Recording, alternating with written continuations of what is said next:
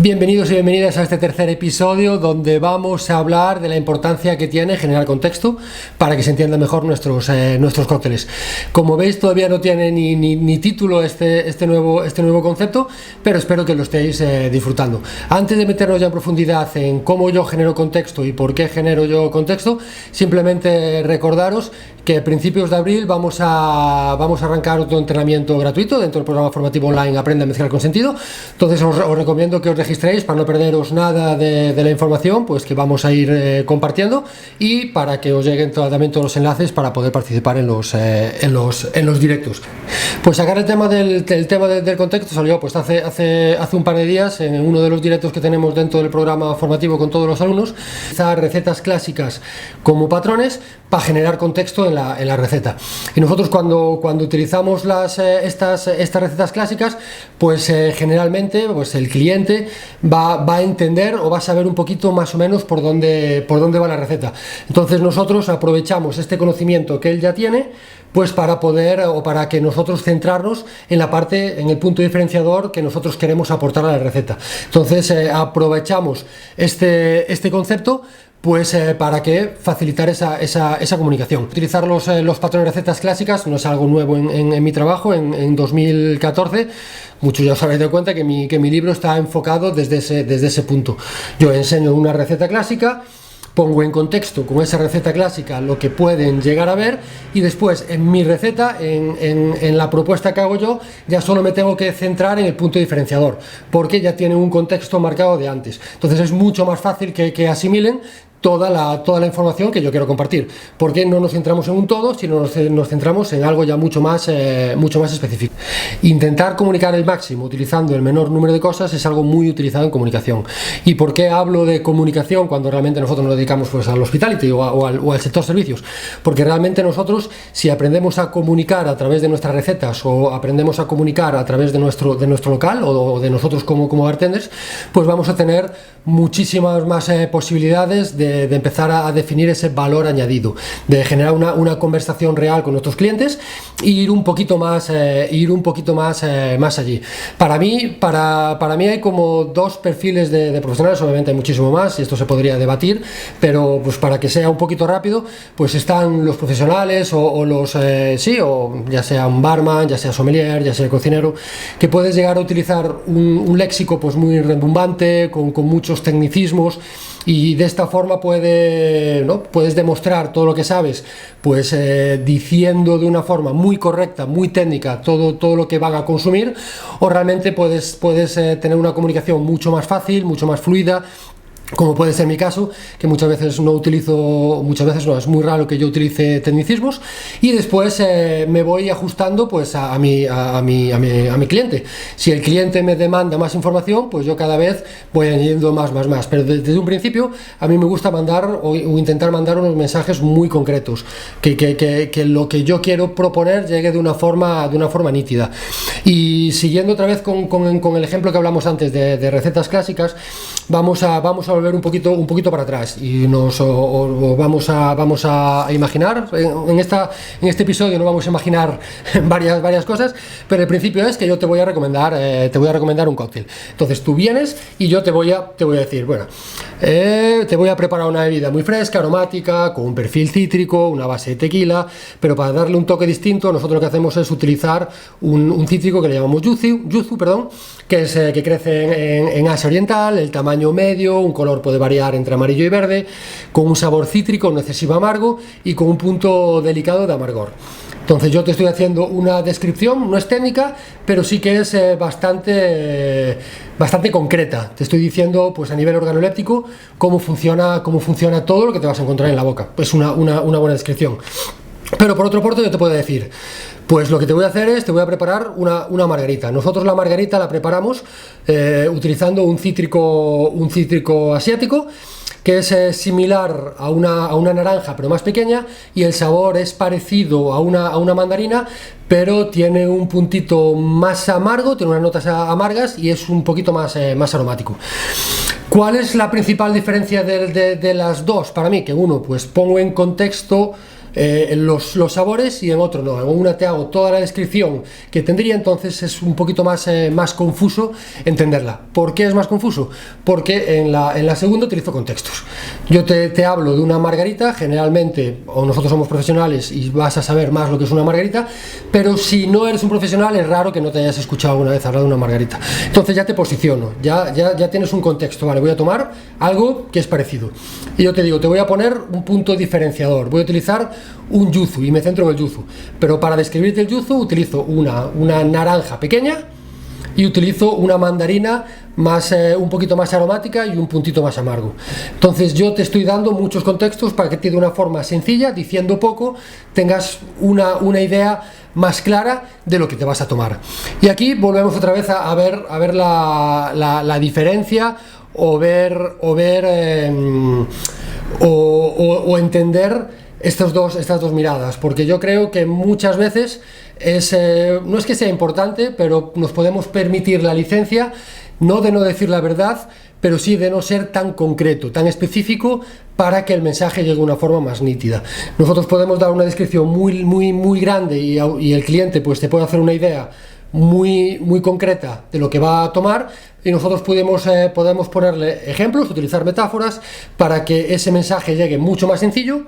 Igual no es tan concreto, pero va a ser mucho más fácil para él para asimilar. Para seguir profundizando en el concepto de comunicar lo más posible diciéndolo menos, podemos ir un poquito más allá y empezar a comunicar incluso sin decir. Yo creo que esto es muy importante de entenderlo, y vamos a seguir con ejemplos, y ahora os voy a pedir que os imaginéis o que hagamos otro ejercicio de imaginación. Entonces nosotros vamos a ir a un bar, pero dentro de este ejercicio de imaginación nos vamos a pensar que no somos profesionales, que vamos a hacer como un ejercicio de empatía. Yo esto lo hago mucho y es uno de los puntos importantes en mi proceso de generar recetas, en el proceso de 5 pasos, es ponerte en los pies del cliente, intentar disfrutar o pensar cómo vamos a consumir ese cóctel que nos va a venir. Entonces nosotros vamos a hacer este ejercicio de empatía, y realmente lo que va a pasar es que nos vamos a sentar, pero no nos van a traer a nosotros el cóctel, sino que vamos a ver cómo lo presentan en una mesa al lado nuestra, que es lo que pasa muchísimas veces en el bar, que ven algo y la gente te lo va a pedir. Entonces nosotros vamos a hacer ese ejercicio y vamos a ver que en la mesa de al lado pues van a poner un cóctel, pero en vez de servirlo en un vaso tradicional, pues algo que es muy común ahora es servirlo en otro tipo de vajilla, ¿no? Y en este caso lo van a servir en una tacita de té, en un vasito de té. ¿Qué pasa cuando tú ves que un cóctel bar sirven algo en un vaso de té? Pues que automáticamente nosotros, sin saber lo que hay dentro, visualizamos el contexto que tiene el té. ¿Qué es para vosotros el té? Pues para mí el té pues podría ser bebida natural, bienestar, equilibrio, pureza, ritual. Entonces, automáticamente todos estos atributos que tiene el té, nosotros los visualizamos dentro de un vaso. Entonces, sin decir nada, estoy comunicando muchísimo, que es otro punto, otro prisma que tenemos que ver de generar contexto. Nosotros, pues si queremos reforzar las notas de nuestro cóctel de healthy, bienestar, equilibrio, o aplicar esos atributos que nosotros le queremos dar, simplemente con cambiar la vajilla estamos dando un contexto o otro contexto al cóctel. Y también cuando hablamos de contexto, para seguir profundizando un poquito más en el tema, ahora en vez de ver que sirven en nuestra mesa de al lado esa tacita de té, van a servir el cóctel dentro de un porrón o dentro de un botijo. Seguramente, pues si tú eres español, igual sí que sabes lo que es un porrón, un botijo, pero si no eres español es muy posible que no tengas idea de lo que son cualquiera de estas dos vasijas, que realmente son vasijas tradicionales españolas que se utilizan pues en distintas cosas, sobre todo pues más para vino, para agua. No nos vamos a meter demasiado aquí para no desviarme, pero también acordaros de que todos los resúmenes que estoy de este concepto nuevo los estoy poniendo, ahora los pongo en dashworkshops.com/ en este caso 3, porque es el episodio 3, y después seguramente lo cambie a javiercaballero.es cuando cambie la web. Pero vamos a seguir centrándonos en el botijo y en el porrón. Y esto lo digo porque cuando generamos contextos tenemos que tener muy claro, siguiendo con el ejemplo de la comunicación, que tanto el emisor como el receptor tiene que conocer el código. Si nosotros queremos generar contexto y la persona a la que le vamos a proporcionar esa experiencia no conoce el código, no sabe lo que es un porrón y no sabe lo que es un botijo, lo que nos va a pasar es como cuando tienes que explicar un chiste, pues que pierde la gracia. O sea, nosotros estamos intentando generar un contexto donde aplicar atributos, ya sean divertidos, ya sea de sorpresa, los que sea. Tenemos que asegurarnos de eso. Por eso es importante conocer bien a nuestro cliente y saber que nos estamos moviendo. Es muy raro que alguien no conozca una taza de té, pero es más difícil que puedan llegar a conocer estos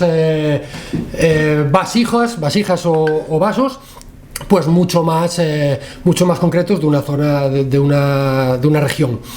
Y seguimos con esto. Para mí otro concepto que me parece muy interesante a la hora de generar contextos es que echa la ley, echa la trampa. Nosotros podemos generar contexto para facilitar a nuestro cliente la comprensión de lo que estamos haciendo, como estamos haciendo con las recetas clásicas o con estos otros conceptos, o lo que podemos hacer es lo contrario, generar contexto para proporcionar o para dar una experiencia mucho más disruptiva, que estaría bastante acorde con lo que hablábamos del botijo o con lo que hablábamos del porrón, que es colocar ingredientes o colocar vasijas completamente fuera de contexto.